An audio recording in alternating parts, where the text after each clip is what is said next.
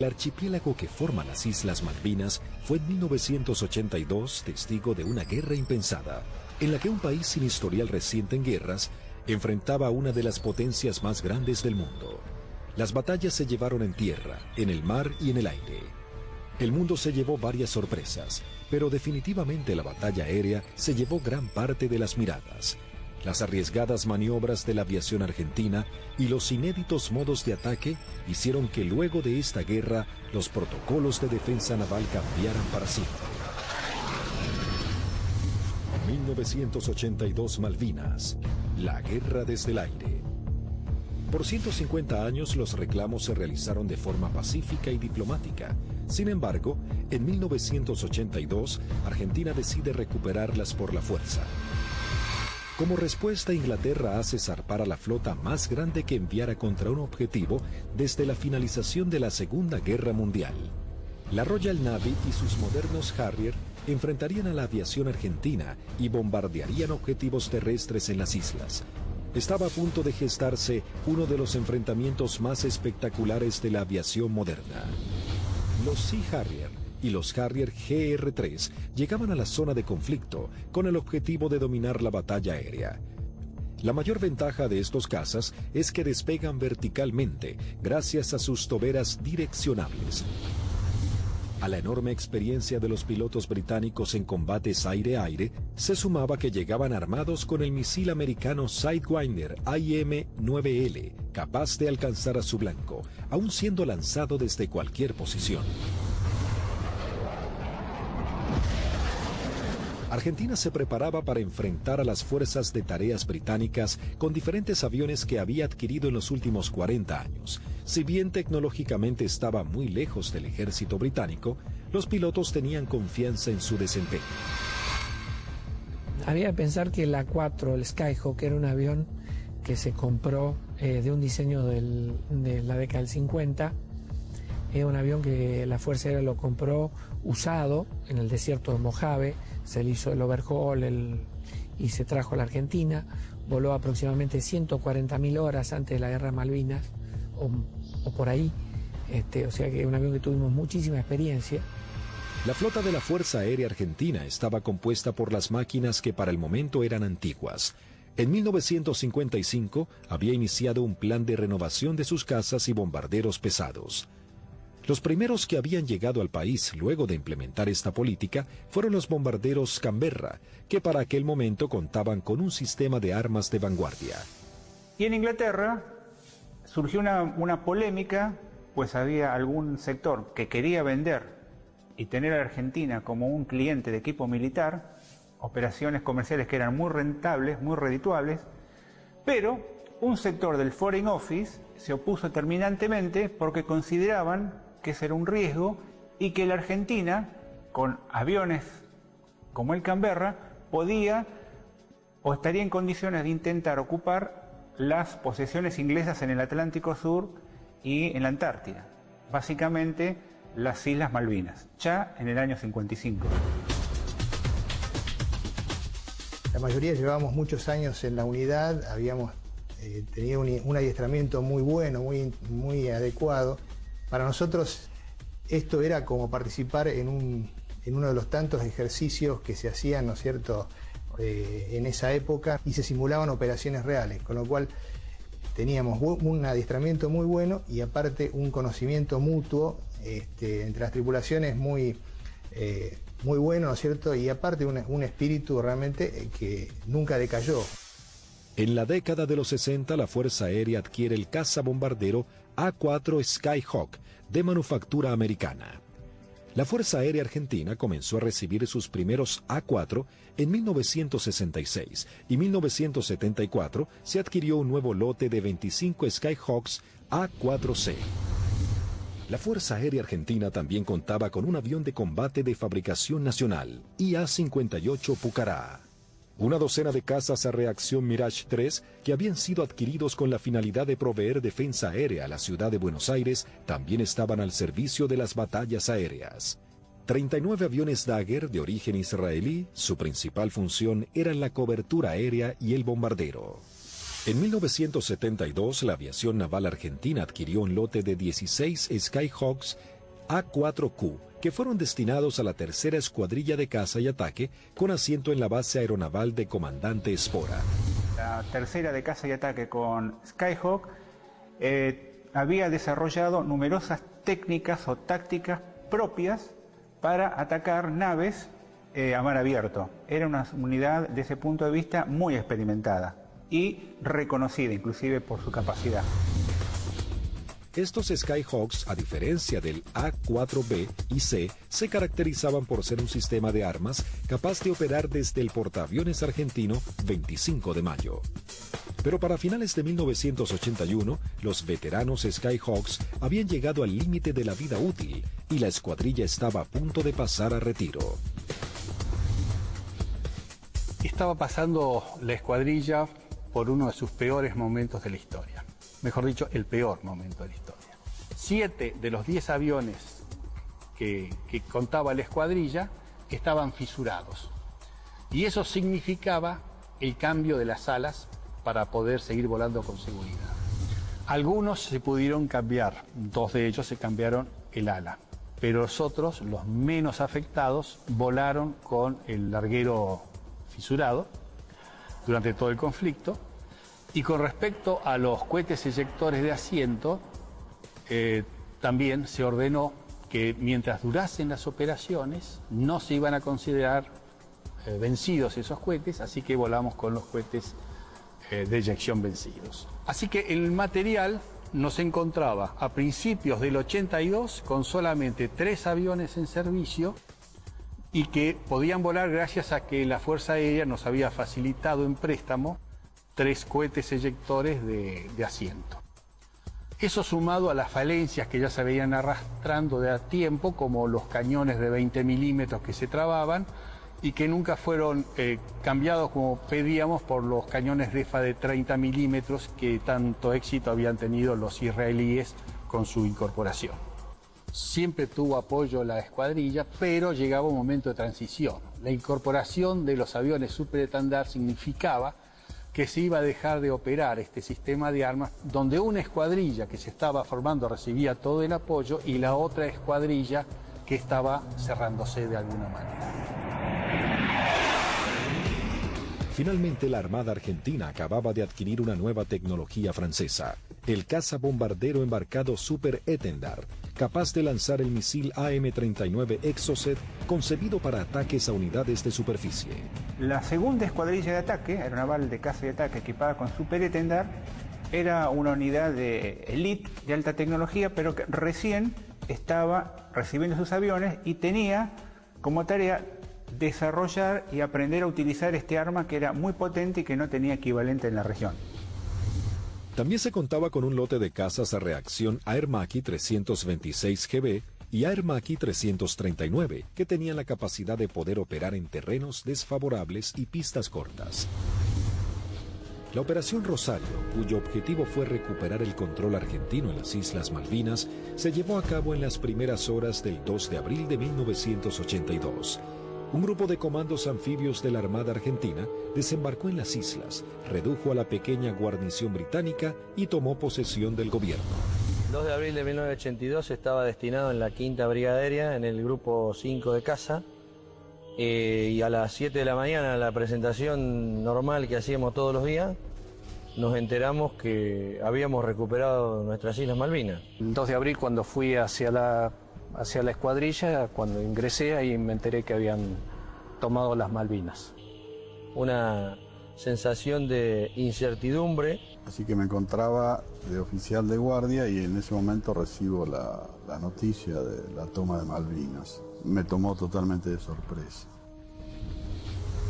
Bueno, yo pertenecía al escuadrón 1A4C, que tenía su asiento en la ciudad de Mendoza. Estábamos haciendo unas prácticas en la base de Río Gallegos. Era una práctica usual que tenía la Fuerza Aérea en aquellos años de desplegar escuadrones, se llamaban escuadrones móviles, al sur de nuestro país, como para que todo el personal estuviera adiestrado y conociendo un área de un posible conflicto.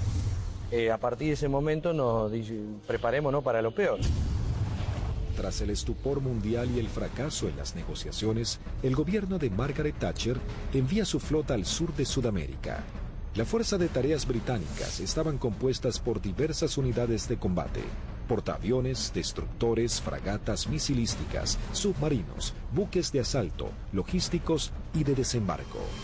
Sorprendentemente y ante la incrédula mirada del mundo entero, Argentina se preparaba para enfrentar militarmente a una de las potencias más grandes del planeta.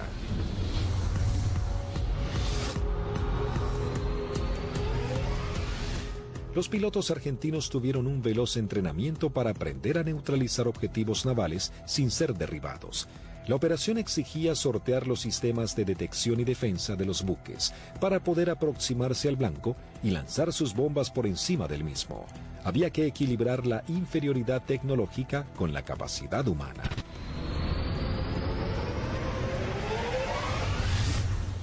Empezamos a buscar la forma de suplir todas las deficiencias que en ese momento contaba el medio aéreo nuestro, que era la 4 Skyhawk. Y obviamente no teníamos contramedidas electrónicas para afectar tanto los radares como los lanzadores que poseían los británicos, ¿no?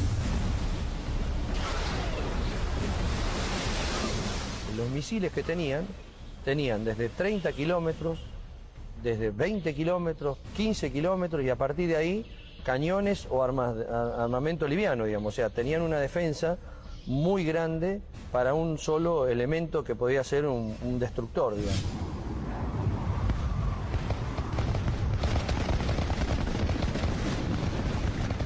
Entonces determinamos, con la ayuda también de la Universidad del Sur, cuáles eran los niveles de vuelo que teníamos que realizar para poder volar bajo el lóbulo y no ser detectados por el radar. Eso nos dio a qué altura teníamos que estar en función de la distancia a donde podíamos encontrar el blanco. Y en la última parte, ya desde unos 50 kilómetros del blanco, teníamos que volar por debajo de los 15 metros, bastante pegados al agua, para no ser detectados por ese lóbulo. Dentro de los 20 kilómetros ya nos tomaba. Pero esa demora impedía que los sistemas de armas dirigidos por radar pudiesen apuntarnos con mayor anticipación, y eso evitaba de alguna manera o demoraba la posibilidad de ser derribados. Los aviones debían volar a escasos metros del suelo, no más de 10 metros a velocidades que oscilaban entre los 900 y 1000 kilómetros por hora. La mayoría no poseía radares y las comunicaciones debían ser mínimas para evitar ser detectados. Las maniobras eran realmente arriesgadas, pero parecía ser la única forma de poder enfrentar a la moderna flota británica. El adiestramiento de vuelo rasante era complejo y arriesgado. En el mar no había ninguna referencia visual de la altura en que se encontraba.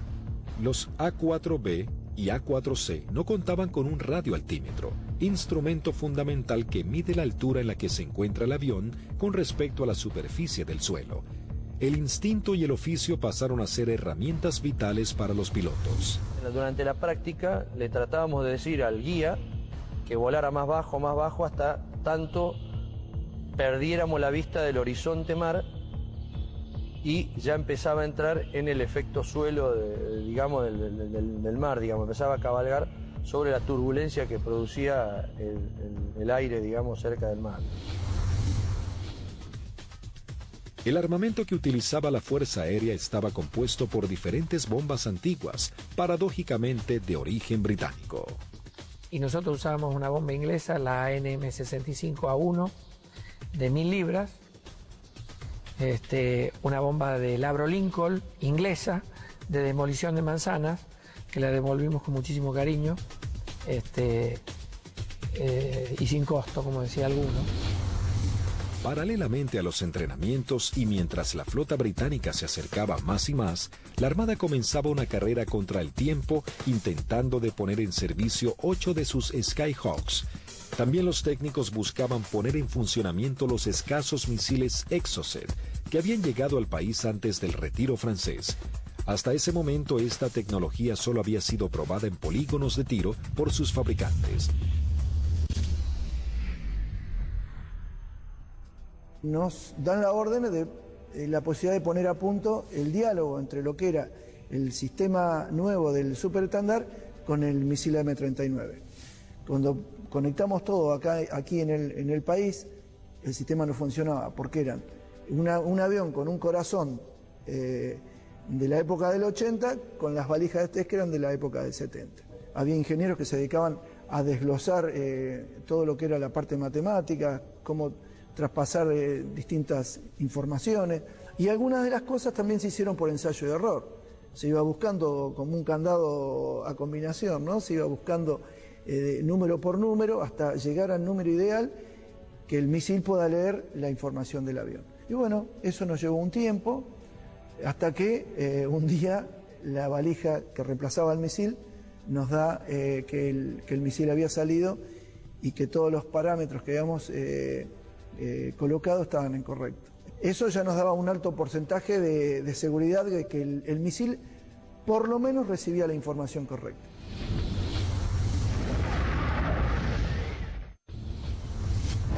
El 25 de abril la flota británica llega a la zona y realiza sus primeras operaciones bombardeando las islas Georgias del Sur y retomando su control. 5 días después, el 1 de mayo, tiene lugar el inicio de los enfrentamientos en las Islas Malvinas y comienza la batalla aérea. 2 bombarderos Avro Vulcan británicos despegaron de las Islas Ascensión con la intención de dejar fuera de servicio la pista de Puerto Argentino. Al enterarse de la noticia en los aeródromos de Río Gallegos, Río Grande y San Julián, las secciones interceptoras se preparan para entrar en acción. 2 Dagger de la primera sección de Río Gallegos regresan al continente sin haber encontrado ningún objetivo. Una segunda sección de Dagger de la base de Río Grande es la primera en hacer contacto con aviones Harrier británicos. Al despegar hicieron contacto con el radar Malvinas, operado por la Fuerza Aérea Argentina. Con un alcance de 300 kilómetros a la redonda, se convertía en los ojos de los pilotos. A través de ellos podían saber qué aeronaves había en el teatro de operaciones.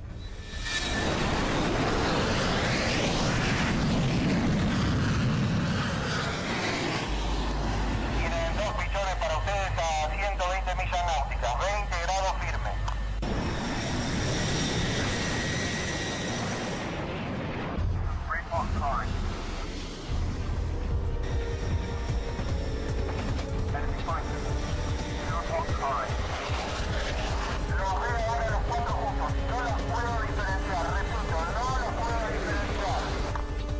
Los 4 interceptores comienzan a dar giros buscándose unos a otros, los argentinos con 22.000 pies y los Harrier 4.000 pies más abajo. Ahora los tienen a 9 millas de frente y a 1 milla al costado derecho.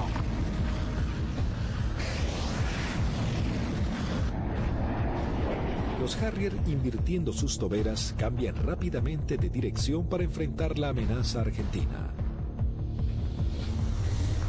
Ahora los Harrier están enfrentados a ustedes, repito, están enfrentados.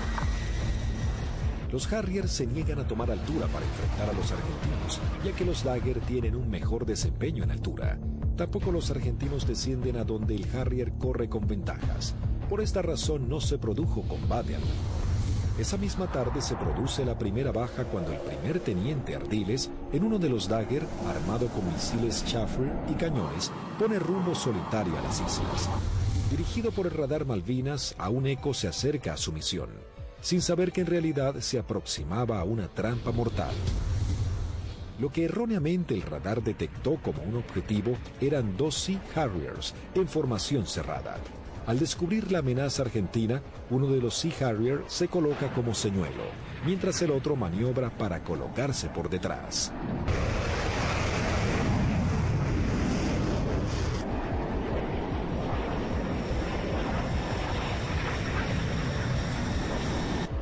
Ardiles se coloca en posición de disparo y lanza un misil Chaffir que es evadido por el piloto británico. En esos segundos decisivos, el segundo Harrier logra colocarse detrás del avión de Ardiles y acciona su disparador lanzando un misil contra el Dagger. El piloto argentino no pudo eyectarse. Tras patrullar la línea de la costa, 3 Dagger de la base aérea de San Julián prosiguen hacia Puerto Argentino. Antes de llegar se encuentran frente a 3 buques británicos que están bombardeando el área. El destructor y las 2 fragatas abren fuego contra los aviones argentinos sin poder alcanzarlos. En ese momento el capitán Di Meglio lanza sus bombas sobre el destructor. Luego los Dagger inician el escape mientras una patrulla de Harrier va a su encuentro. Los aviones británicos abortan inmediatamente su ataque cuando 2 Dagger armados con misiles se interponen entre ellos y la escuadrilla para facilitar el escape de los argentinos. El 1 de mayo habían comenzado las hostilidades y ambos bandos mostraban todo su poderío y el valor de sus pilotos. Era el bautismo de fuego para la Fuerza Aérea Argentina.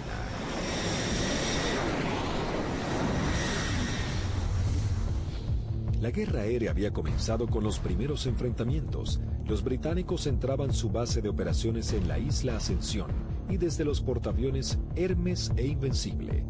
El objetivo principal era inutilizar la pista de Puerto Argentino, así dificultar las comunicaciones entre la isla y el continente, comprometiendo las posibilidades de los pilotos argentinos. La pista fue desde ese momento uno de los blancos principales de los Vulcan y los Harriers británicos. La primera baja en la pista es el mismo 1 de mayo, cuando los Sea Harrier bombardean al Pucará del teniente Yukik, alcanzando a su piloto y gran parte del personal que trabaja en el lugar. Fue el primer contacto con la guerra en sí, digamos, ¿no es cierto? En definitiva, nosotros habíamos tenido ya el aviso que había sido atacado Puerto Argentino a eso de las 4 de la mañana, y a partir de ahí nosotros entramos a movilizarnos y tratar de sacar los aviones, porque la mayor debilidad era el momento de puesta en marcha. Es decir, uno estaba sentado y había gente que estaban apoyando en la puesta en marcha del avión, que también la inexperiencia por ahí, uno se pregunta por qué había tanta gente, pero todo con el ánimo de colaborar y que los tiempos para que saliera lo más rápido posible fuera corto.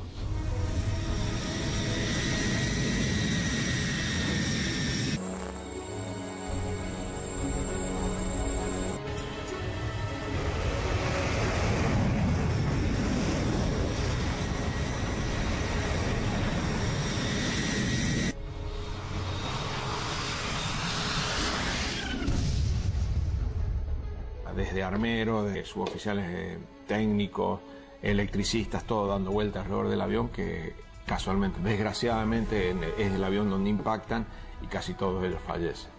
A partir de allí, los arribos a Puerto Argentino eran muy arriesgados. Entonces llegamos a Puerto Argentino el 17 de mayo al atardecer. Y me sorprende cuando llegamos porque no hay nadie recibiéndonos. Aeropuerto fantasma, no había absolutamente nada. Veía el cráter, estaba lleno de esquirlas, y mientras estaba mirando eso, de pronto veo una camioneta que se empieza a acercar a la distancia de la cabecera opuesta. Para la camioneta, se baja un conscripto y me dice: corra jefe, que hay alarma roja. Y empezamos a sentir ruidos de turbinas y se aproximan 2 Harriers.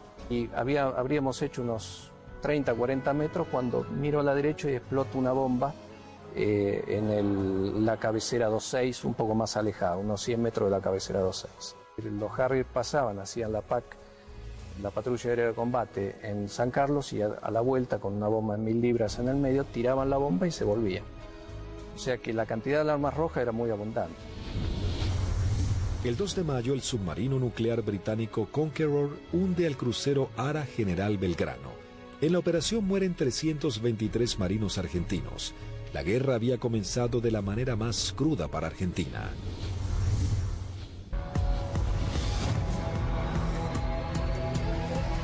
Mientras Argentina buscaba reponerse del hundimiento del crucero General Belgrano y los británicos comenzaban a familiarizarse con el lugar y el clima adverso de la región, la guerra del aire se encrudecía cada vez más.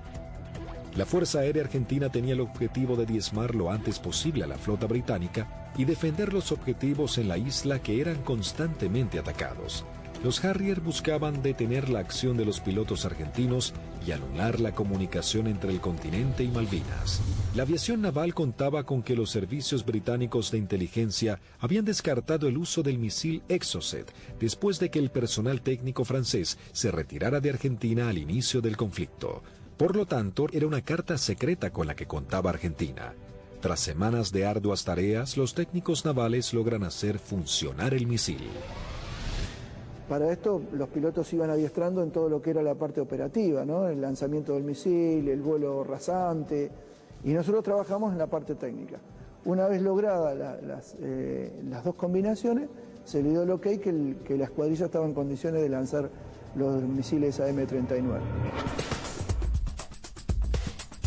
El 4 de mayo la aviación naval argentina pone a prueba por primera vez este sistema de armas. La segunda escuadrilla de caza y ataque monta una misión con 2 Super Etendard y un avión explorador Neptune y el apoyo de un reabastecedor Hércules de la Fuerza Aérea Argentina. El avión explorador Neptune detecta 3 contactos. Los 2 pilotos de los Super Etendard, tomando por sorpresa a los británicos, lanzan sus misiles contra el Sheffield. Y bueno, ahí fue una satisfacción enorme porque todo el sacrificio arduo que habíamos hecho para poder poner a punto lo que era algo que nos parecía imposible había dado buenos resultados. La aviación naval argentina lograba hundir el primer buque británico y se convertía en pionera en la utilización de esta tecnología. El extremo entrenamiento comenzaba dando esperanzas a los pilotos argentinos. Tras días de bombardeos y cañoneos sobre los puestos argentinos en las islas, las réplicas de los soldados y los pilotos argentinos, los ingleses habían logrado interrumpir las rutas de contacto entre los puestos y la base argentina. La comida comenzaba a escasear en la vanguardia y el clima bajaba abruptamente. Los pilotos argentinos patrullaban el aire en busca del lugar exacto en el que los ingleses buscarían hacerse a tierra. Y a partir de ese 1 de mayo, a través de todas las acciones que realizó el escuadrón y los escuadrones de otros sistemas de armas, se iba degradando tanto el material como el personal, íbamos perdiendo camaradas en forma permanente. Entonces es como que el cerco se iba estrechando cada vez más. Finalmente, el 21 de mayo, comenzaba la última etapa de la guerra con el desembarco en la bahía de San Carlos. Con la colaboración del comandante Ewing Southby Taylor, quien conocía el lugar por haber prestado servicios en Malvinas, el general Jeremy Moore había decidido que ese era el lugar ideal para su desembarco. Los primeros avances de las lanchas de desembarco habían sido positivos. El lugar no estaba minado y parecía que sería un arribo relativamente sencillo. Pero con las primeras luces de la mañana, el teniente primero Carlos Daniel Esteban visualiza uno de los barcos y da aviso. Una Aermacchi 339 de la aviación naval realiza un vuelo de reconocimiento por la zona.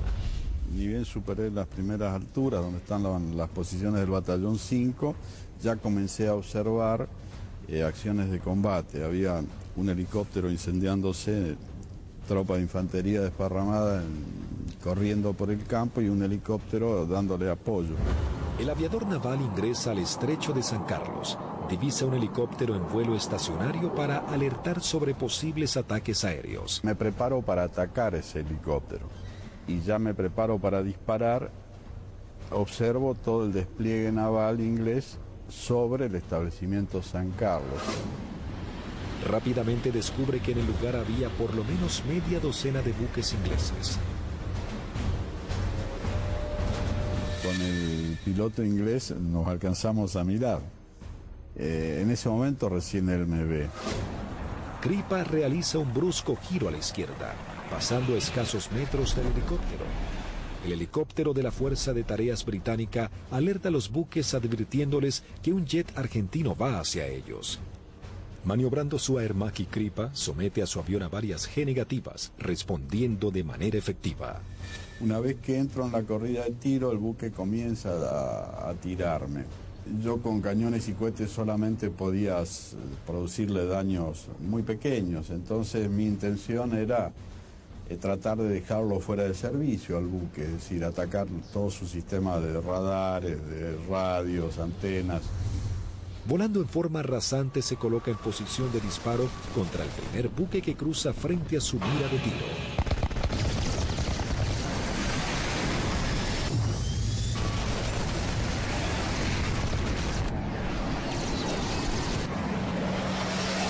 Tuve que recobrar muy fuerte mi avión con mucha fuerza para no pasar y cortar sus antenas. Una vez realizado el ataque Kripa, vuela entre medio de toda la flota británica. Las unidades ni los efectivos abren fuego por temor a impactarse entre ellos y el piloto argentino logra escapar. Entonces voy escapando sobre la península esta hasta salir del alcance de tiro de ellos, y de ahí teóricamente tenía que volver, pero pensaba que si volvía a Puerto Argentino y decía que había muchos buques, nadie iba a pensar que había la cantidad que yo había visto. Así que hice una órbita en ese lugar y en el anotador de rodilla que teníamos hice un croquis, posicionando los buques que yo vi en ese momento. Escuchamos que se aproximaba el Kripa con el avión. Yo cuando voy aproximándome pedí que fueran preparando armamento. Cortó motor y el avión seguía desplazándose cuando ya se había bajado, y ahí comentó todo lo que había visto, muy a las apuradas obviamente. Me cargan en una camioneta y me llevan al comando a que yo pase la información que tenía. Tras su arribo al aeropuerto de Malvinas y pasar un informe detallado de la situación, todas las unidades aéreas de la Armada y la Fuerza Aérea Argentina se preparan para realizar ataques a los objetivos navales que se encuentran en la zona de desembarco. 30 minutos después llegó el primer ataque del continente compuesto de una formación de 6 Dagger. El objetivo es el Antrim. Una de las bombas no estalla y queda alojada en la popa de la embarcación. Así logran dejarlo fuera de combate. En este ataque también es averiada la fragata Broadsword con disparos de cañón.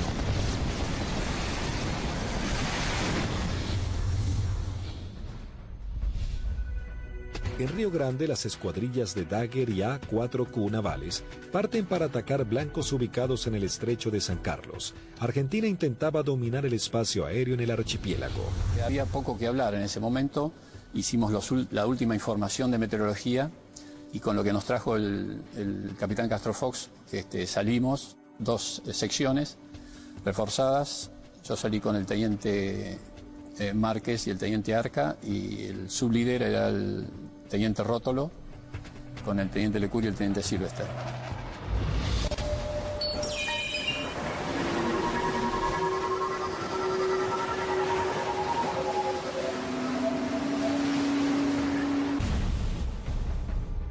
Tres Dagger logran atacar a la fragata Arden lanzándole sus bombas de 500 kilogramos. Una de ellas explota en la popa dañando seriamente un helicóptero Sea Lynx y su sistema de defensa.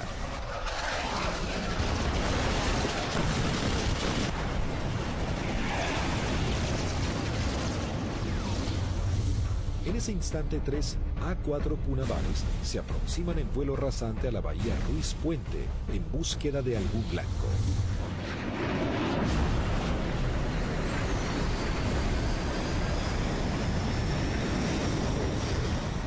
Había lluvia, chubascos, techos bajos y poca visibilidad, condiciones totalmente desfavorables en caso de encontrarnos con algún buque inglés, porque su radar y su sistema de detección de blancos nos iba a ver y lanzar los misiles mucho antes que nosotros los viéramos a él.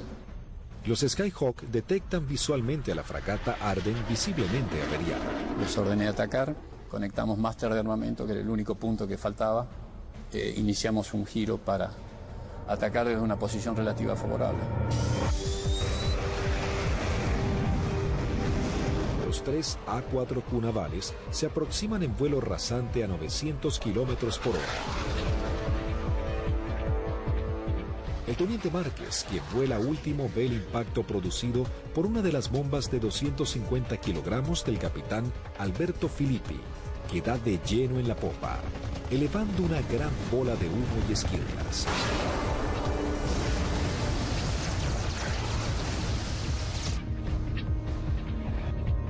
Comienzo un giro hacia la izquierda y le digo a mis numerales que nos escapamos por la misma, quiere decir que regresamos a base por la misma.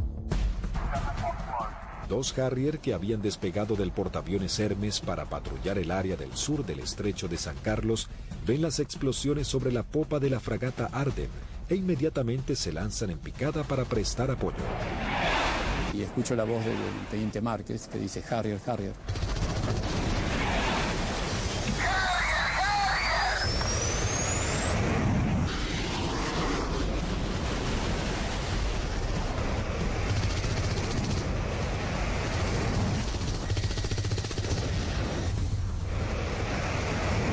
Mientras el otro Harrier va tras el A4Q del capitán Filippi y le lanza un misil Sidewinder.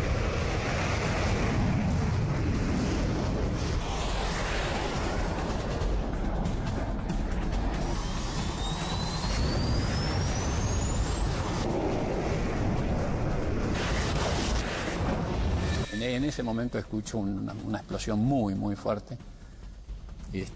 Se sacude todo el avión, empieza a encabritarse con la nariz hacia arriba y girando hacia la derecha. Miro hacia la derecha, estaba girando y veo un Harrier que se aproxima como para un remate demasiado cerca para mi gusto. Entonces le digo a la división, me dieron, me eyecto, estoy bien.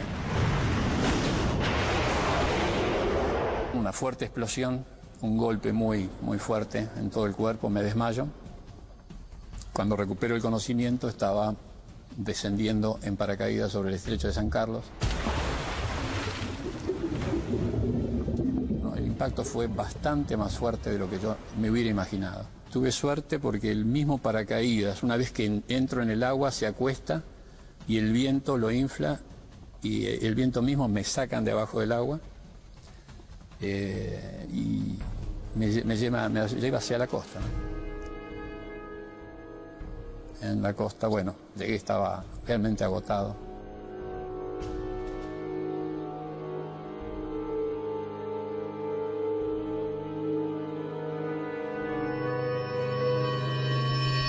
La fragata Arden, con daños de importancia, también es señalada como el blanco de la nueva escuadrilla que se acerca a la zona.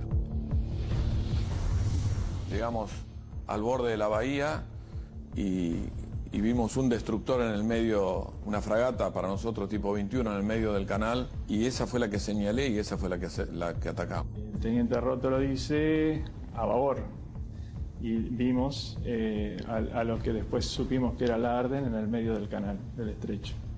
Y sobre eso giramos inmediatamente. Y ya pegado al agua practicamos un zigzagueo que hacíamos bastante violento a baja altura para evitar que los controles de tiro nos pudieran concentrar el tiro sobre nosotros.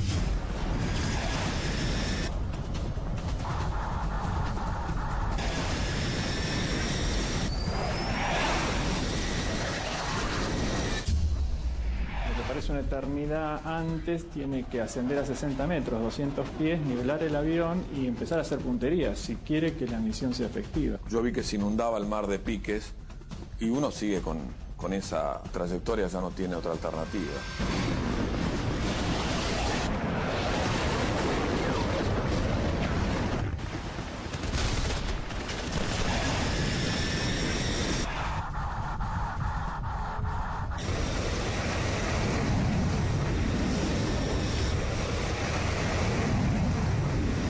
Yo vi el lanzamiento de teniente Rótolo, horquillando el blanco, 2 bombas antes, 2 bombas después, y sobre las columnas de sus explosiones, de la explosión de sus bombas, lancé yo las mías.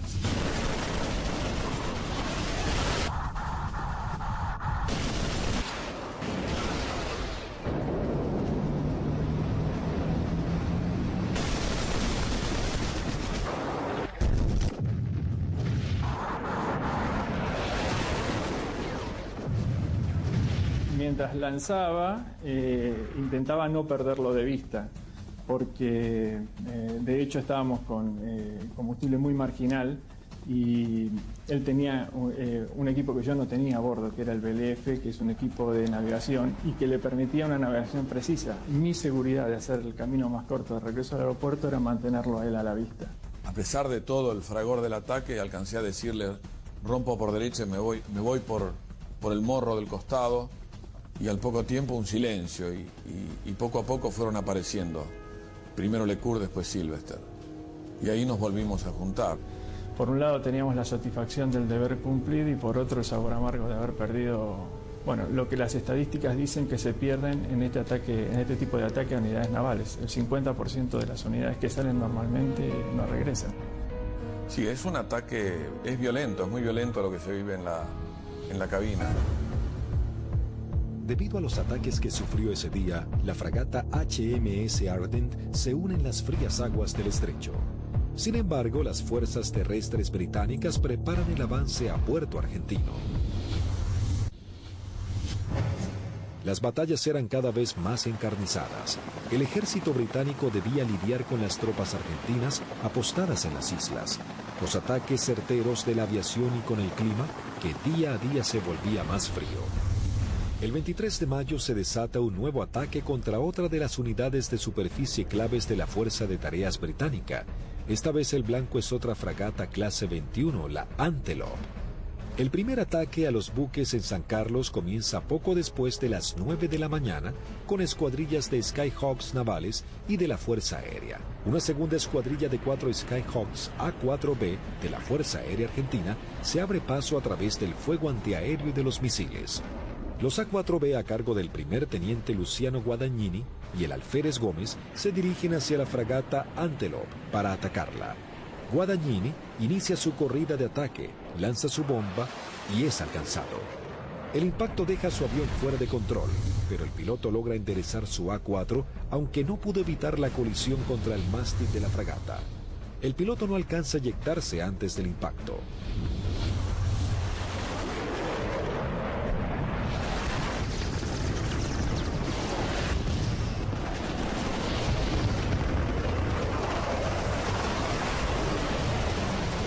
La bomba continuó su trayectoria y quedó alojada en la banda de estribor sin explotar.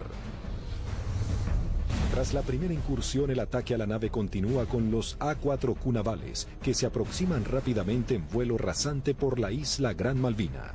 Pude recorrer bien pegado al terreno en la isla Gran Malvinas y llegamos lo que vendría a ser al cordón muy bajo que hay, pero de unos 450 metros de altura.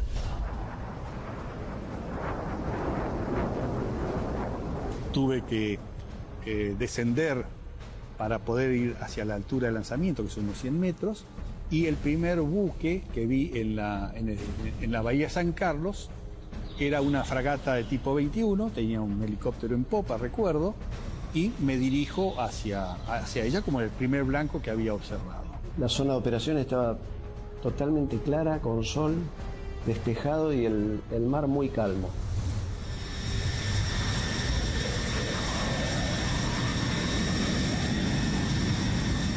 Todo era como en las ejercitaciones que siempre hacíamos con flota, un buque que simulábamos el ataque, el buque que nos apuntaba, pero esta vez en vez de apuntarnos tiraba también.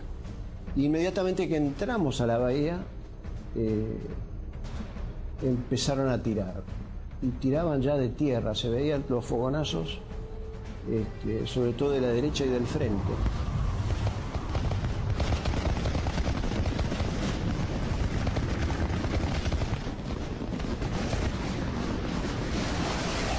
Cuando estaba más cerca de la entrada a la bahía, puedo ver sobre la izquierda a un buque que era más redituable como blanco, porque era un buque grande de tipo logístico. Así que cambié el arrumbamiento para seguir sobre este buque. En un momento dado quise tirar cañones porque tiraban de todos lados y salieron 2 disparos y se me trabaron los cañones. Así que me quedé con las bombas nada más. veo que desde la proa del buque sale una especie de bengala que reconozco que era un misil, y el misil era un SICAT, que venía en forma así errática hacia mi avión. Hago una maniobra evasiva, un fuerte giro hacia la derecha, algo veo pasar por el costado así de la cabina.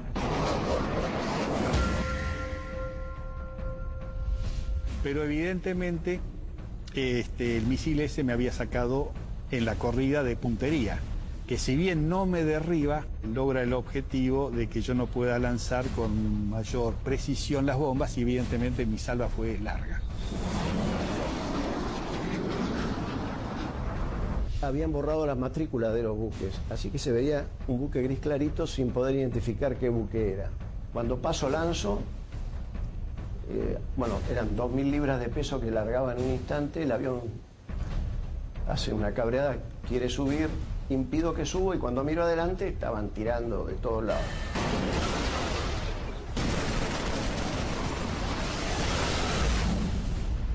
Cada uno debía completar su escape de la mejor manera. Como cuando estaba del otro lado digo yo, bueno, por donde yo vine no había nada, así que voy a volver por el mismo lugar. Me comunico en esos momentos con los otros dos pilotos que escucho en la frecuencia, se los escuchaba contentos porque, bueno, estábamos regresando. Yo aterricé, controlé normal el avión, no tuve ningún problema. Cuando llego al extremo de pista, aterriza su bizarreta, pero él venía con las 2.000 libras de bombas, revienta una cubierta en el aterrizaje y se empieza a ir de pista. Y ahí se eyecta y, bueno, fue una eyección fallida, termina falleciendo a raíz de la eyección. Así que cuando salgo a los 600 metros, tenía la pista delante, me dicen que aterrice del lado derecho, le pregunto por qué, me dicen que aterrice del lado derecho nuevamente, reafirman y bueno, cumplo esa orden de aterrizar sobre el lado derecho y en la carrera de aterrizaje veo que había un A4 que estaba en pilón, apoyado sobre la nariz, en el extremo principal de la nariz y sin la cabina.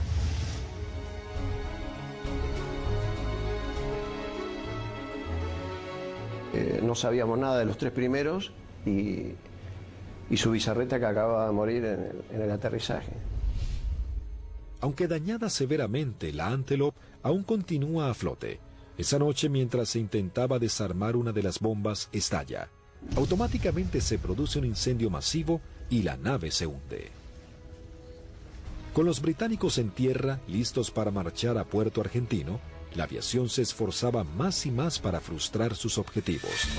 Por las noches, los Canberra arrojan bombas pesadas para hostigar blancos en las áreas donde las tropas británicas poseen puntos fortificados de artillería, logística y puestos de mando. Se usó la táctica, digamos, del tiro a gran altura, pero auxiliado por el radar.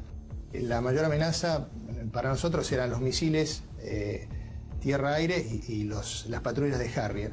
En la última oportunidad que tiramos sobre Monte Kent, el radar nos avisa de que se estaban acercando una patrulla de Harrier y nos fue dando las posiciones relativas, o sea, nos avisa que estaban a 25 millas, nosotros hacemos el tiro, realizamos la maniobra evasiva, a partir de allí le damos al avión la máxima velocidad posible, ¿no es cierto? Vemos que se acercan hasta 20 millas y luego empezamos a perder, digamos, a ganar distancia con respecto a los Harrier, con lo cual esa fue una amenaza concreta que no llegó a acercarse a la distancia de tiro. Con las primeras luces de la mañana del 25 de mayo, el mayor ataque de la aviación argentina comenzaba a gestarse. El almirante Woodward, jefe de la Marina Británica, previendo la situación, rápidamente despliega sus unidades para sostener los ataques. Los observadores navales argentinos mantienen actualizada la posición de los buques enemigos mientras las escuadrillas llegan a la zona. En el continente, los dos Super Étendard de la Armada Argentina preparaban los misiles AM-39 Exocet para un segundo ataque sobre la flota británica con un rumbo de acercamiento diferente para lograr una mayor efectividad.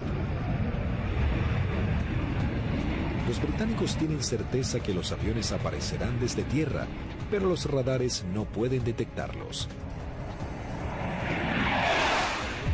A las 15:20 horas surgen dos A-4B sobre la isla Borbón y se dirigen hacia mar abierto, encontrando a la fragata y el destructor frente a ellos.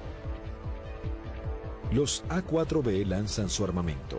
Una de las bombas rebota en el mar e impacta sobre el buque atravesando su cubierta de vuelo, destrozando la parte delantera de un helicóptero Sea Lynx y luego cae al agua. Los otros dos A-4 se acercaban en rasante rápidamente hacia los buques. Yo iba del lado izquierdo y mi guía del lado derecho, y como no teníamos radar obviamente, el control lo hacíamos con nuestros ojos. A mí me tocaba controlar desde el frente a la izquierda y el guía del frente a la derecha, no teníamos otra alternativa, digamos.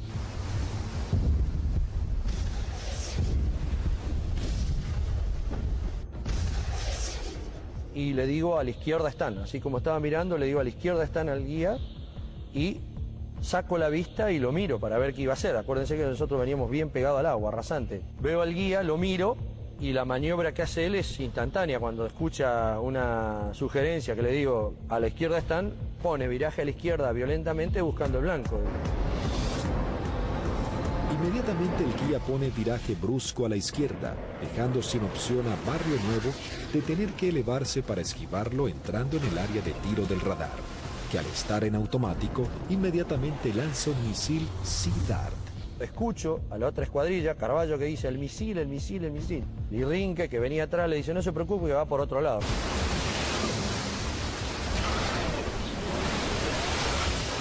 Claro, no iba para ellos.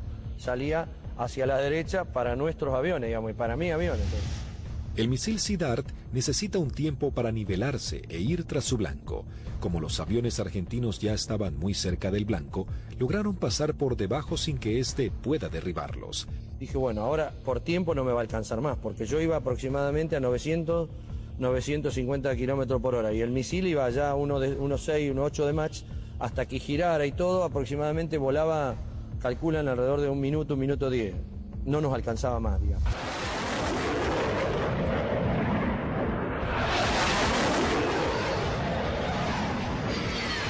Yo lo veo al guía porque le iba formando un poquito más atrás, unos 50, 100 metros más atrás, y veo perfecta las bombas cuando la lanza, y impactan a no más de 1 metro del agua.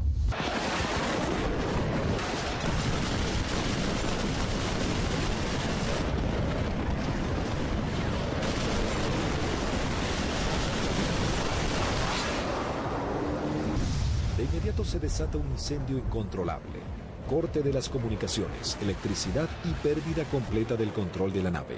Cuando aterrizamos en Río Gallegos, estaban columnas de mecánicos, los primeros 200, 300 metros con banderas, saludándonos. Dijimos, yo pensaba, mirá que bien, estaban festejando el 25 de mayo, digo, contento que volvemos los 4 aviones, espectacular, bárbaro. Y cuando vamos a la plataforma para estacionar, vemos que hasta que el jefe de escuadrón viene a recibirnos y algunos pilotos. Yo no entendía nada, y yo como era el último avión, yo no me preocupé. Y cuando bajo, el jefe de escuadrón me maltrató. ¿Qué hizo? ¿Qué hizo usted, Alfredo? Yo le digo, el avión está en servicio, le digo, puede volar, no lo rompí, no hice nada. Le digo, está bárbaro. No, pero ¿qué hizo? Y ya me agarra de la solapa, eso no me lo olvido más. Así de la campera, de lo que le quedaba del chaleco salvavidas, le dice, ¿pero qué hizo, señor? No sé. Me despeiné en el vuelo, le digo, estoy desilustrado, no tengo ni idea. No, ¿qué hizo? Acaba de hundir un buque en 20 minutos. 19 hombres sucumben inmediatamente en el ataque y se hunde 20 minutos después de ser alcanzada. Al mismo tiempo que los A-4B de la Fuerza Aérea ponen rumbo al continente, un Hércules de la Fuerza Aérea Argentina reabastece al este de las Islas Malvinas a 2 Super Étendard de la aviación naval. Ellos ya están preparados para un nuevo ataque con misiles Exocet.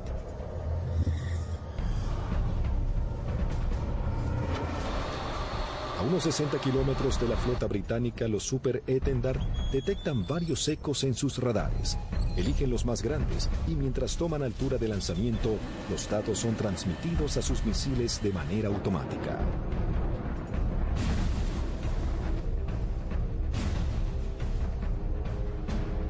Una vez en vuelo, el misil es autónomo. Ya tiene los datos del objetivo cargados en su memoria y se dirige a casi el doble de la velocidad del sonido a escasos metros del agua.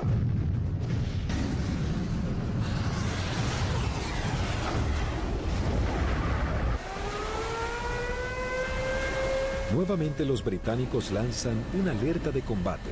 Los navíos ordenan despegar helicópteros con equipos para señuelos antimisil.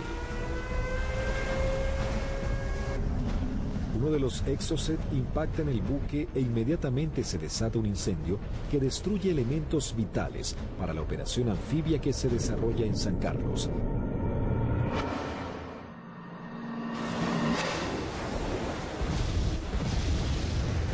El buque es abandonado y se hunde unos días después. Si bien el daño infligido sobre la flota británica era considerable, cada vez la resistencia argentina estaba más doblegada en las islas.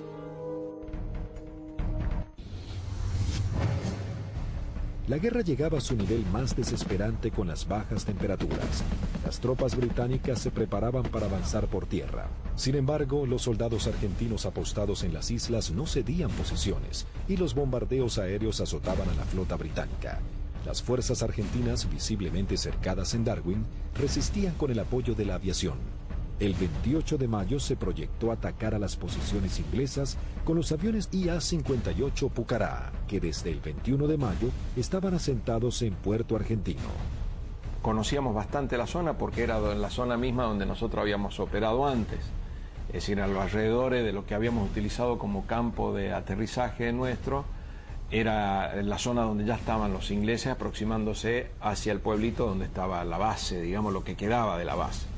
Yo alcanzo a ver algo que se mueve, levanto y hago una ráfaga de cohetes, siento una voz en la frecuencia de mi radio que me dice desde tierra en Darwin, siga tirando que están ahí, siga tirando que están ahí. Y ahí empiezo a sentir yo disparos también que me empiezan a impactar en el avión. El Pucará, si tiene alguna cosa, es la maravilla del gran poder de absorción de impactos, digamos, porque la manera que yo sentía que me pegaban, digo, me van a desarmar el avión. Yo trato de salir, como los impactos que me pegaban eran casi todos del lado derecho, quiero virar el avión hacia la izquierda y ahí el avión ya no me responde. Bueno, entonces ahí tomo la decisión de eyectarme. Muy bajo, yo ya estaba, creo que no más de 15, 20 metros del suelo. La sensación de estar colgado en un paracaídas no la tengo porque fue como si hiciera un salto desde un techo al suelo, porque fue todo demasiado rápido. Tengo grabado en la memoria que pasa el avión abajo mío todavía y el agujero a través de la cúpula por donde había salido el asiento. Y todavía que le siguen tirando porque se ven trazantes que van hacia el avión. No vi si el paracaídas se abrió, no sé, no supe nada. Ya me encontré en el suelo y enredado intenté salir corriendo y ahí me enredo en los cordones del paracaídas, que caigo, me vuelvo a levantar y tratándome de sacarme el paracaídas y pues, ahí ya me agarran dos ingleses, me apuntan y se me acabó la historia. Con las bajas temperaturas, los plazos eran cada vez más cortos y los ingleses buscaban generar un desenlace rápido. La Fuerza de Tareas Británica intenta cerrar su cerco sobre Puerto Argentino. Para lograr este cometido se organiza un desembarco anfibio apoyado de unidades navales en la zona de Puerto Fitzroy el 8 de junio. La Fuerza Aérea Argentina recibe la información del movimiento de dos buques de desembarco británicos. Rápidamente se preparan para lo que sería el día más negro de la flota. Se lanzan desde el continente dos escuadrillas de A4B, dos de M5 Dagger, listas para el ataque a objetivos navales, y una tercera armada con cañones para diversión. La primera escuadrilla de A4B divisa y bombardea el buque de desembarco Sir Galahad. También se bombardea la costa en donde los ingleses comenzaban a llegar.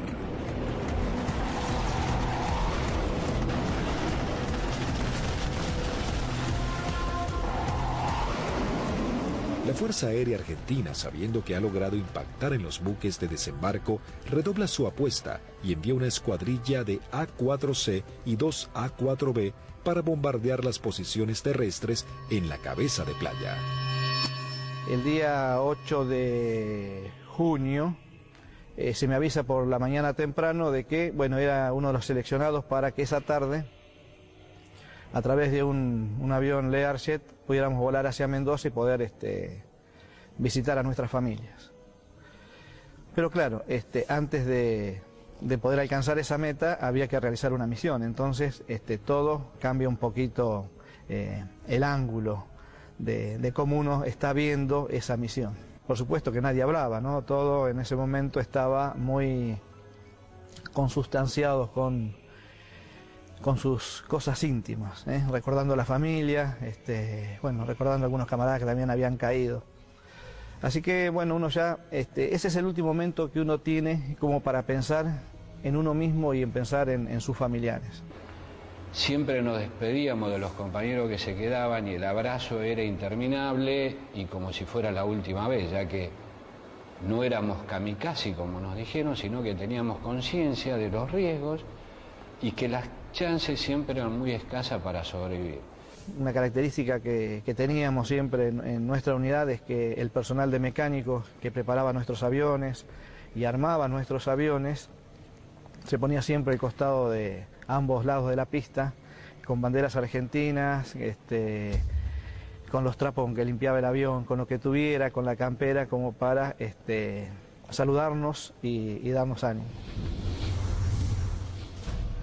A las 15 horas parten hacia las islas las primeras 2 escuadrillas de A-4B compuestas por 3 aviones cada una. Por diferentes inconvenientes, deben regresar 2 aeronaves al continente y debido a que solo un avión cuenta con el instrumento navegador, se juntaron todos quedando una formación de 4 Skyhawks. Previo abastecimiento, llegaron hasta las islas, donde descendieron a escasos metros del mar para no ser detectados. Aquí fue la primera complicación que observé. Al hacer control de combustible antes de entrar en la zona de combate, me di cuenta que había uno de los tanques externos que no me había transferido todo el combustible de ese tanque, con lo cual ya el combustible que tenía sabía que no me iba a alcanzar para regresar al continente. Pero como estábamos muy próximos a la zona del ataque, decidí continuar. La sección ingresa a la isla Soledad con una formación escalonada sorteando la variada geografía del lugar para evitar ser detectados por los radares. Los pilotos saben que no cuentan con el factor sorpresa y que serán recibidos con un intenso fuego antiaéreo. Realmente dantesco, a pesar de que ya teníamos todos experiencia de que nos tiraran, pero era dantesco ver la cantidad de proyectiles 20 milímetros, 30 milímetros, artillería antiaérea y misiles de diversos tipos. Los A4 sobrepasan las defensas aéreas y se dirigen rumbo a Bahía Agradable. En ese momento sucede algo inesperado para Sánchez. El numeral 4 lo sobrepasa, quedando él en 4º lugar. Inmediatamente yo traté de acelerar mi avión para volver a tomar la posición que yo tenía inicialmente en la formación. O sea, trataba de alcanzarlo a Vázquez pasándolo por la derecha. 2 Sea Harrier del Escuadrón 800 giran en círculos sobre Fitzroy. Uno de los pilotos ve aproximarse un avión en vuelo bajo desde el sudeste e inmediatamente le avisa a su compañero. En ese momento, no sé por qué razón, se me ocurrió darme vuelta a la izquierda de mi avión y mirar detrás del avión. Y lo que se veían eran impactos de proyectiles atrás de mi avión, inmediatamente en la cola, y se levantaban surtidores de aguas, varios piques detrás de mi avión. Sánchez, sin saber quién era su atacante, decide continuar con su maniobra para lograr colocarse tercero en la formación. Cuando está sobrepasando al alférez Vázquez, Bolsan, el líder, encuentra al lanchón de desembarco saliendo del seno Choi Seul. Cuando la ve, inmediatamente pone viraje y el resto de los aviones lo siguen, con lo cual los 3 aviones se me vinieron encima mío. Ninguno se había dado cuenta que yo venía tratando de ocupar mi posición, con lo cual los tuve que saltar por arriba, evitándolos, tomé altura, lo cual siempre era un riesgo, porque evitábamos tomar altura en la zona del combate, porque era un tiro al pato, decíamos, de cualquier avión o cualquier buque que anduviera en la zona. Ante la atónica mirada de los pilotos británicos, los 3 Skyhawks inician su corrida-ataque hacia el lanchón. El numeral 2, teniente Juan Arraras, logra impactar de lleno la embarcación con sus bombas, ignorando la presencia de los aviones Sea Harrier. Hay algo que me llama la atención a mi derecha, y a unos 500 metros veo 2 Sea Harrier a la misma altura que yo, bien formaditos, paralelos, un poquito más retrasado el segundo avión. El guía era David Morgan y el numeral Smith. El Sea Harrier lanza su primer Sidewinder hacia el avión de Arraras e inmediatamente Sánchez da la alerta. Cuando vi eso, que lanzó el misil, les doy la voz de alerta a mis compañeros, o sea, misil en el aire, 2 Sea Harrier. Arraras es impactado por un misil en su parte trasera, dejándolo fuera de control. Si bien se eyecta, no logra sobrevivir. El Harrier arremete contra el segundo A4. Tiene en su mira al avión de Vázquez. Lanza su misil impactándolo de lleno y sin que pudiera eyectarse. Realmente ese fue un momento choqueante, quedé muy choqueado porque el pensamiento era hace un instante, era un compañero mío, un amigo mío, un camarada mío, y que desapareciera de esa forma, o sea, me impactó mucho, ¿no? Sin perder tiempo, el Harrier, piloteado por David Morgan, continúa su ataque contra su próximo objetivo. Las maniobras evasivas del avión del primer teniente Bolson no logran evitar el misil. Su piloto tampoco logra sobrevivir a la explosión. Y al volver a entrar en conciencia, inmediatamente fui a buscar los 2 Sea Harrier, ya que yo estaba expuesto también a recibir un ataque. No los vi donde estaban últimamente, en la última posición. Se me ocurrió mirar para arriba y ahí es que veo un Sea Harrier que empieza a hacer, baja su nariz para iniciar el ataque a donde yo estaba en ese momento posicionado. Tras el ataque, el único A4 sobreviviente, en inferioridad de condiciones para entrar en combate, decide desprenderse de todo el peso extra y emprender un escape pegado al mar acompañado de maniobras evasivas. Estaba realmente muy estresado, muy choqueado, con lo cual había cosas que estaba descuidando, entre ellas el combustible. Cuando me di cuenta realmente no me alcanzaba para llegar, excepto a Puerto Argentino, no llegaba a ningún lado. Lo primero que hice fue tomar altura, independientemente de que anduvieran los Sea Harrier, ya no importaba mucho, moría de una forma o iba a morir de la otra, así que... Sánchez toma altura y reduce su potencia de motor a fin de economizar el gasto de combustible, aunque queda expuesto a cualquier tipo de ataque. Mientras tanto, la sección de A4C entraba en la zona de combate atacando el personal que desembarcaba en la costa de Bahía Agradable. Ahí nos encontramos con los barcos humeando, muy próximos a la playa, y un enjambre de hombres que estaba desembarcando y que iba trasladando todos los pertrechos hacia la playa.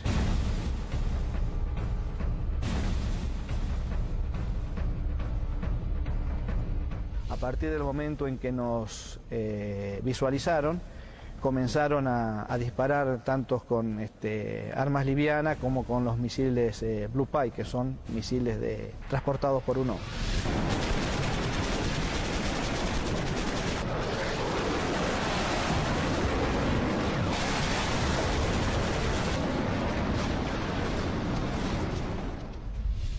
Tuve la oportunidad de esquivar 2, girando un poco el avión y poniendo pedal, tratando de evitar. Pasaron algunos por arriba y algunos por abajo.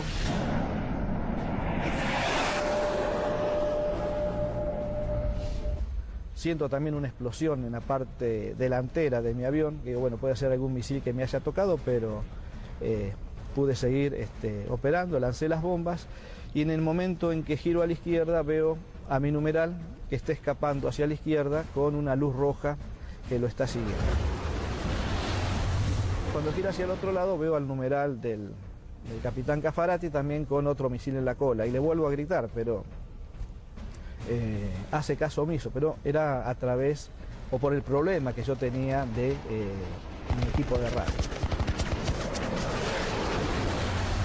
El Skyhawk del teniente Sánchez se encontraba expuesto en altura, con sus cañones trabados y sin combustible para llegar a la base.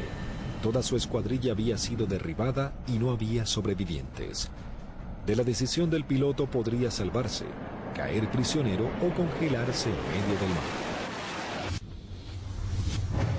Mientras tanto, en algún lugar sobre el océano Atlántico, el teniente Sánchez decide arriesgarse e ir en busca del Hércules reabastecedor, descartando la idea de regresar a las islas para eyectarse y ser tomado prisionero. Cuando vamos camino al reabastecedor, escucho la voz del, en aquel momento, el teniente Sánchez, el Pipi Sánchez, que había sido uno de los únicos sobrevivientes del ataque anterior. Tenía una última oportunidad, si el reabastecedor, el avión Hércules, se había quedado en la zona, me quedaba una chance más. Con lo cual le hice el llamado en la frecuencia de reabastecimiento, me contestó.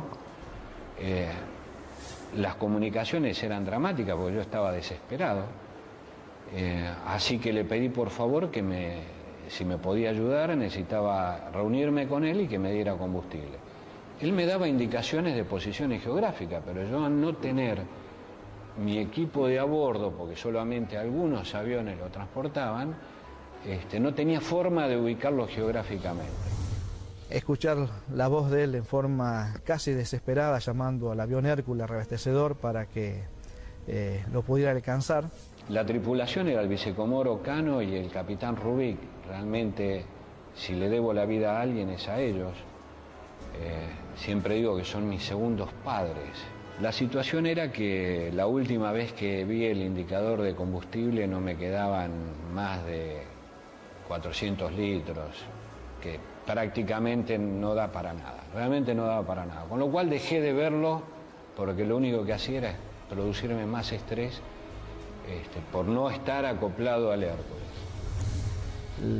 La tripulación del Hércules, en un gesto heroico, se aproxima bastante a las islas y le da la tranquilidad de decirle, quédate tranquilo, pibe, que ya estamos yendo para allá.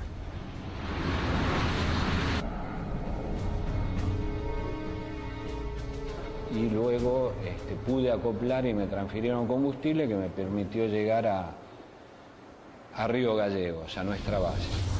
En el regreso, el brigadier Paredi observa que su indicador del nivel de aceite de su avión comienza a fluctuar. Nuevamente el fantasma de la caída en medio del océano vuelve a aparecer. Con lo cual digo, bueno, puede ser que me hayan producido alguna perforación, esté perdiendo aceite y se grane el motor y acá me queda a mitad de camino. Lo único que atiné fue a sacar mi libreta de control de procedimiento, donde tenía una foto de mi señor y mis hijos, para echarle una última mirada, para decir, bueno, por lo menos están en mi recuerdo hasta el último momento. Afortunadamente el indicador, después de eso, no sé si fue mi familia o Dios que me dio una mano, esto se acomodó y pudimos llegar con felicidad a la base San Julián. Con las últimas luces del día, aterriza el teniente Sánchez luego de su trágica misión. Llegué prácticamente en las últimas horas, ya estaba oscureciendo. Me impresionó mucho en el momento que llegué a plataforma, choqueado, transpirado, mal, estresado, ver los mecánicos de mis 3 compañeros que no iban a volver, que los estaban esperando. Así fue como terminó ese día. Lamentablemente los 3 compañeros míos murieron, 2 fueron derribados por David Morgan y 1 por el Smith, volando sin cargo. Habían logrado detener un desembarco clave para las fuerzas de tareas británicas, las misiones cada vez más peligrosas y dejaban en claro el poderío de la aviación argentina.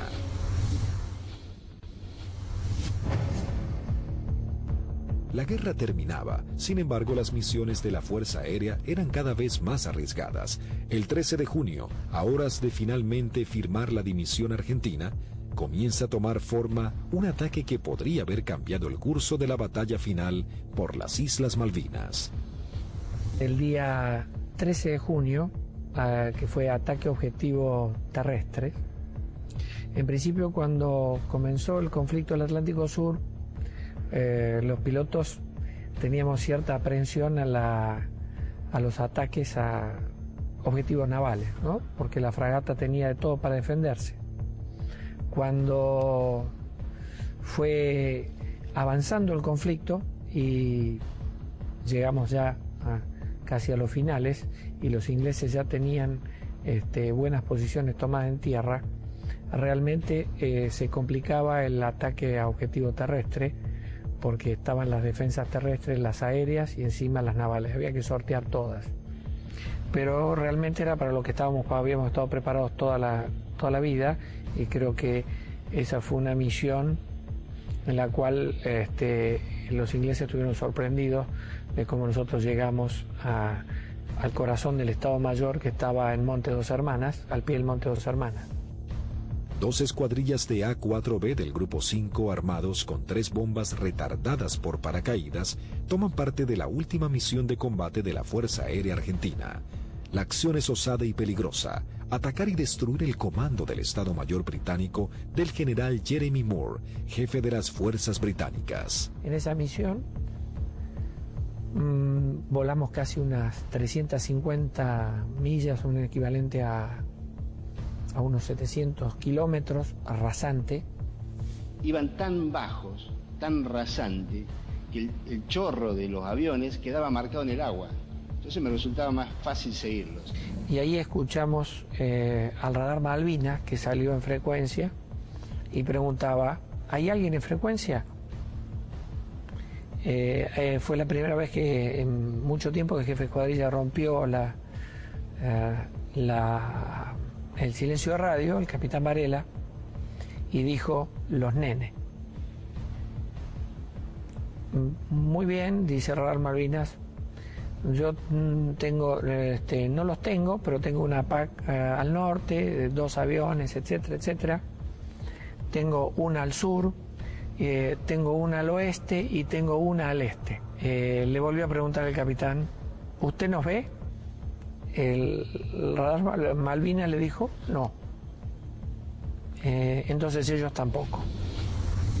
A las 12 horas del mediodía, las 2 escuadrillas ingresan al área de Malvinas para dirigirse a su blanco. Cuando estábamos sobrepasando el acantilado, vimos que estaba posado ahí un helicóptero, un Seabees, británico, que son los que lo usaban ellos como de vedores.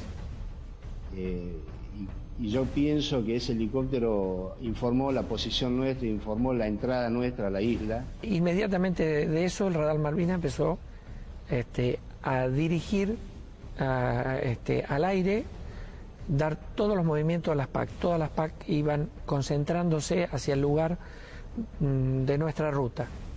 Los A-4B toman vuelo rasante máximo, en formación cerrada, pegándose contra el terreno para evadirse de los Harrier que venían a derribarlos. El jefe de escuadrilla observó un soldado inglés con su casco y su fusil que subía una colina y lo encontró de frente al avión. Evidentemente estábamos volando muy bajo. Varela iba como siguiendo el terreno, volando bajo, y por momentos se perdía de vista.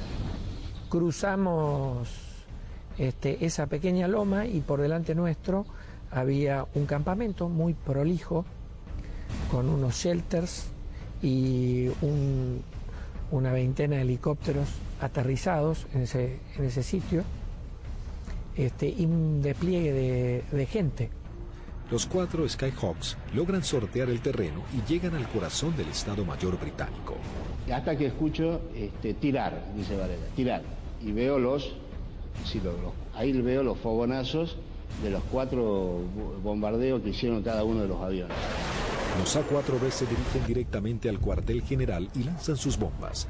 En medio del caos e improvisando la defensa, el general Moore escapa del ataque. pude ver el impacto de los helicópteros en marcha y el impacto de los cañones nuestros, una mancha marrón que iba pegando en cada uno de las puertas del helicóptero. Yo era la primera experiencia que tenía de haber tirado tan cerca. Incluso uno de los helicópteros despega y, digamos, nos pone el rotor de frente al avión. La segunda escuadrilla, al mando del teniente Cepera, entra en acción realizando un segundo ataque sobre los cuarteles de Muro. Cuando yo veo ese escenario, ordeno a mi escuadrilla tirar en ese lugar, ya sobrepasado el ataque de Varela, más adelante. Tiramos las bombas y bueno, vamos a salir. Yo salgo, sigo la línea de vuelo y venía un helicóptero, un Siquín, cruzando de mi derecha a izquierda. Y empecé a disparar a ojo, pero como la munición es trazante, me quedaba marcado por dónde iba la munición, entonces yo veía y movía el comando como para que barrerlo al helicóptero con la munición.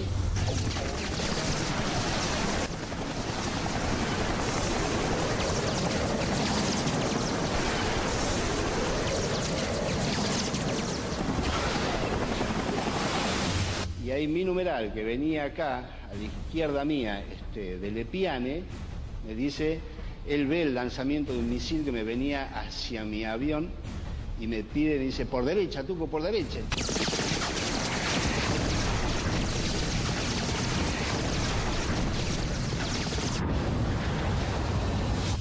Decidimos salir en forma individual, atravesando las islas, con regreso al continente, pro a San Julián. Los A4B emprenden su regreso al continente volando rasante. Algunos de ellos con averías deben ascender para economizar combustible. Las situaciones individuales de los pilotos se vuelven complejas. Utilizo mi avión y veo a mi derecha, abajo a mi derecha, una sombra de un avión, de un perfil de un avión. Es un Harrier. Me viene siguiendo un Harrier. Entonces ahí empiezo a hacer maniobras evasivas de viraje de máxima performance, de mucha G, tanto para izquierda como para derecha. Izquierda para derecha. Y cada vez que nivelaba el avión, veía, estaba la sombra. Digo, pero este Cristo no se va. Digo, ¿cómo hago para sacármelo de encima? Miraba por el espejo, miraba por el otro espejo, miraba para atrás, parecía una lechuza, daba la vuelta a la cabeza así, miraba por un lado, miraba por el otro y estaba la sombra ahí. Era mi avión, era la sombra de mi avión. Empecé como a tranquilizar yo mismo, me hablaba, me decía, tranquilízate Tuco, porque así no podés seguir, no podés, estaba muy nervioso, estaba como que por el momento temblaba, no sé, una sensación muy rara de ese momento vivido ahí. El numeral 2 de la escuadrilla que nos seguía empezó a perder combustible, notar que perdía combustible en forma muy grande. Ese fue el alférez de Lepiane. Otro momento terrible de esa misión, cuando el piano me pregunta si qué hacía. Imagínate, el alférez me dice que voy al reabastecedor o me eyecto en la isla. Una decisión que yo, por más jefe de escuadrilla que fuera en ese momento, yo no la podía tomar porque estoy decidiendo sobre la vida de un camarada y de un amigo. Era muy difícil. Dije, piano, encomendate en Dios, pedile a Dios que te ayude y decidí vos, no me lo pidas a mí, por favor, decidí vos. Ya sabíamos que como estaba y con las transmisiones que recibíamos no volvía al continente, entonces le pedimos al reabastecedor que lo fuera a buscar. Y él veía que a medida que se iba buscando a la coordenada donde nos canta, donde estaba el reabastecedor, él veía su indicador de combustible bajar más, me decía, tengo 500, tengo 300, tengo 200, yo decía, no llega a nada, no te busca nadie, no te rescata nadie, en medio del Atlántico no te rescata nadie.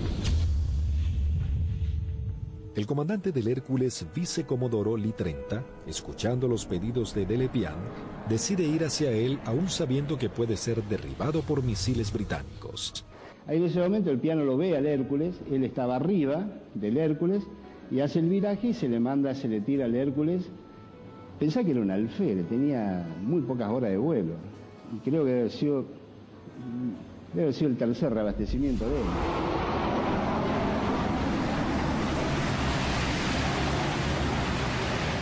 Ahí el reabastecedor se arrimó a las islas en un acto de arrojo terrible, ascendió, lo buscó, lo encontró,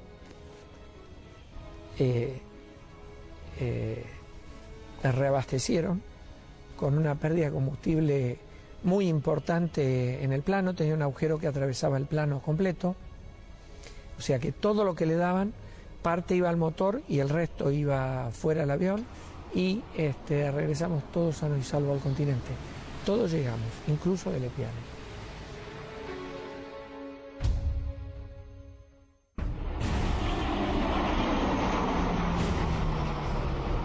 Ese fue un factor importantísimo en el desarrollo de la guerra, el tema del reabastecimiento. Nosotros estábamos muy compenetrados y nos entendíamos muy bien con los pilotos, las tripulaciones de Hércules, y fue uno de los secretos mejor guardados de la guerra y en la cual le dio la posibilidad de éxito a muchas misiones de la fuerza, fue que los ingleses nunca pudieron encontrar dónde hacíamos los reabastecimientos. Buscaron por todos lados, nunca encontraron un Hércules haciendo reabastecimiento. Las misiones extremadamente peligrosas en las que se embarcaban los pilotos eran los últimos actos heroicos de una guerra que ya llegaba a su fin. El 14 de junio de 1982, las tropas británicas finalmente ingresan en Puerto Argentino y se firma la rendición argentina. El general Mario Benjamín Menéndez, jefe de las guarniciones argentinas en las islas, le informa a su par británico que solo puede responder por sus unidades en Malvinas. El general Moore insiste en la necesidad imprescindible de interrumpir las acciones y Menéndez le reitera su falta de control sobre la Fuerza Aérea y la aviación naval, pero le garantiza que no efectuará ningún pedido de misiones. Moore comenta sus experiencias en San Carlos y Monte Kent, donde noche a noche eran bombardeados por los Canberra, y agrega que el día anterior había salvado su vida por un minuto al ser atacados por aviones A-4B. El conflicto deja a los británicos con su flota desmantelada y no es posible proseguir con las operaciones navales. En ese momento, si alguien le pone un valor en números, y un avión que no valía más de $50.000, y una fragata CL-42 valía $550 millones puesta en el puerto. O sea que si uno hace números, realmente no resiste mucho análisis.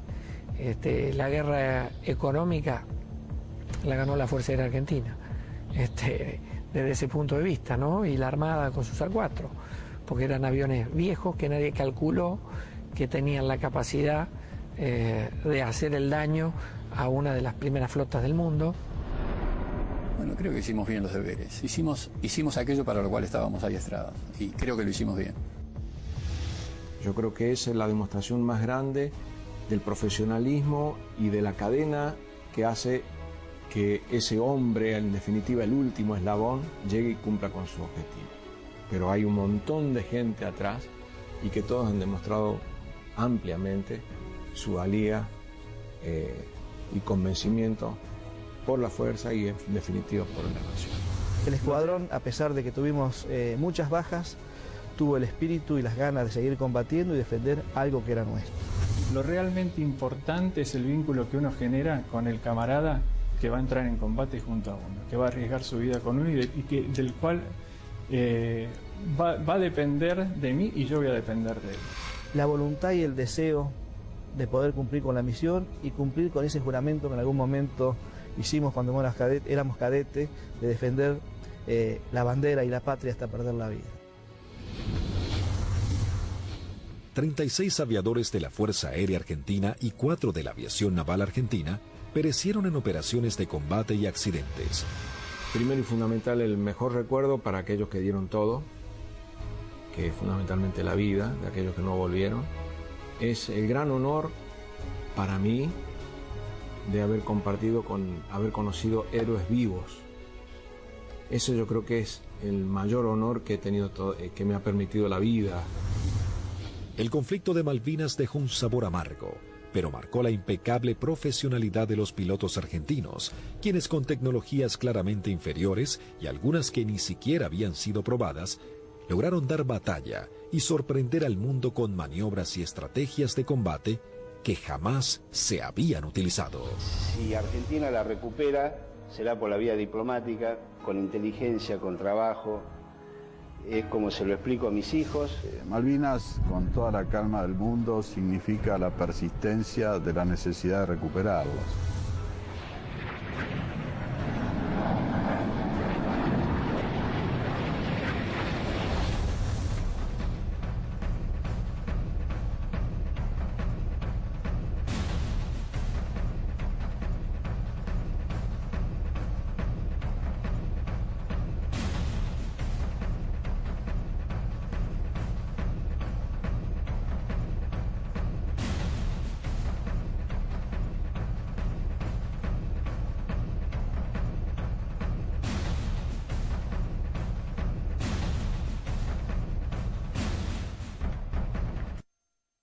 Thatcher envía su flota al sur de Sudamérica.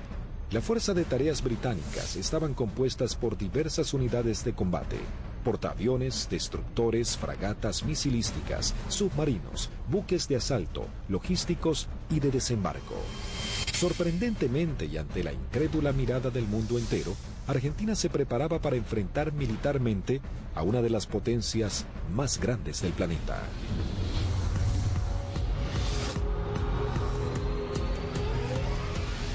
Los pilotos argentinos tuvieron un veloz entrenamiento para aprender a neutralizar objetivos navales sin ser derribados.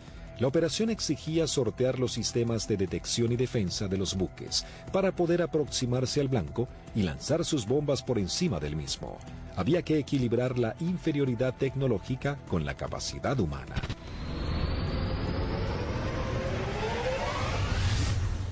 Empezamos a buscar la forma de suplir todas las deficiencias que en ese momento contaba el medio aéreo nuestro, que era la 4 Skyhawk. Y obviamente no teníamos contramedidas electrónicas para afectar tanto los radares como los lanzadores que poseían los británicos.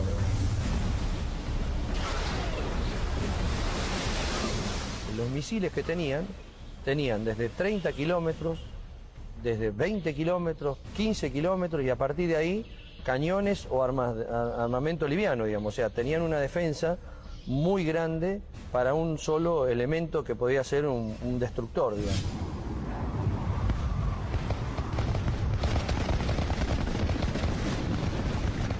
Entonces determinamos, con la ayuda también de la Universidad del Sur, cuáles eran los niveles de vuelo que teníamos que realizar para poder volar bajo el lóbulo y no ser detectados por el radar. Eso nos dio a qué altura teníamos que estar en función de la distancia a donde podíamos encontrar el blanco. Y en la última parte, ya desde unos 50 kilómetros del blanco, teníamos que volar por debajo de los 15 metros, bastante pegados al agua, para no ser detectados por ese lóbulo. Dentro de los 20 kilómetros ya nos tomaba. Pero esa demora impedía que los hiciera de una manera. Finalmente, la Armada Argentina acababa de adquirir una nueva tecnología francesa, el caza bombardero embarcado Super Étendard, capaz de lanzar el misil AM-39 Exocet, concebido para ataques a unidades de superficie. La segunda escuadrilla de ataque, aeronaval de caza y ataque equipada con Super Étendard, era una unidad de élite de alta tecnología, pero que recién estaba recibiendo sus aviones y tenía como tarea desarrollar y aprender a utilizar este arma que era muy potente y que no tenía equivalente en la región. También se contaba con un lote de cazas a reacción Air Macchi 326 GB y Air Macchi 339, que tenían la capacidad de poder operar en terrenos desfavorables y pistas cortas. La Operación Rosario, cuyo objetivo fue recuperar el control argentino en las Islas Malvinas, se llevó a cabo en las primeras horas del 2 de abril de 1982.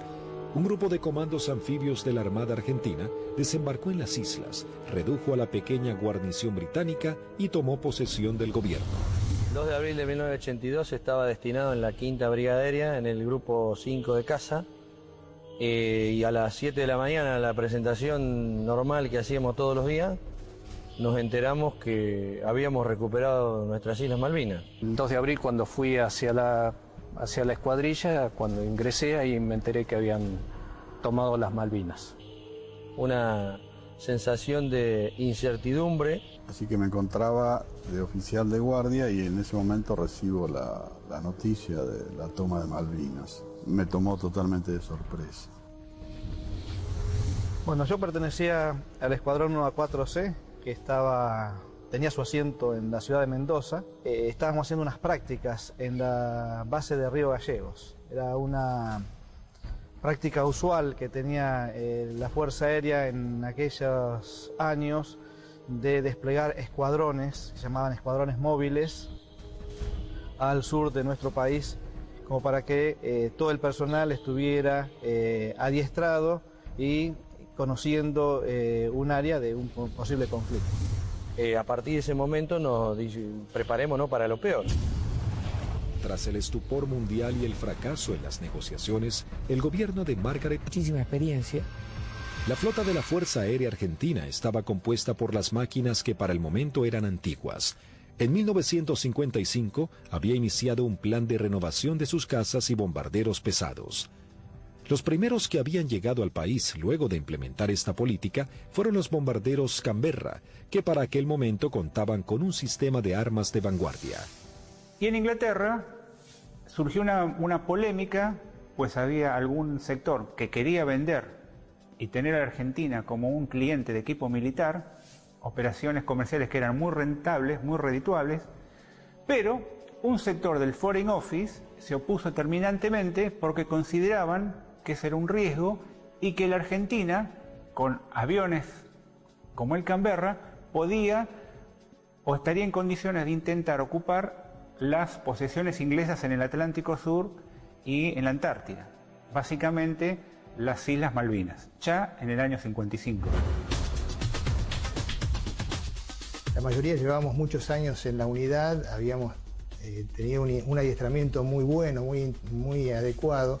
Para nosotros esto era como participar en uno de los tantos ejercicios que se hacían, ¿no es cierto?, en esa época, y se simulaban operaciones reales, con lo cual teníamos un adiestramiento muy bueno y aparte un conocimiento mutuo entre las tripulaciones muy bueno, ¿no es cierto?, y aparte un espíritu realmente que nunca decayó.